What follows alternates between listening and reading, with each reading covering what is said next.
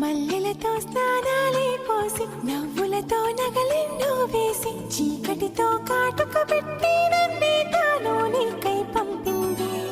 సొగసంత సాగర మల్లె మారగా కవ్వింత కెరటాలల్లే పొన్న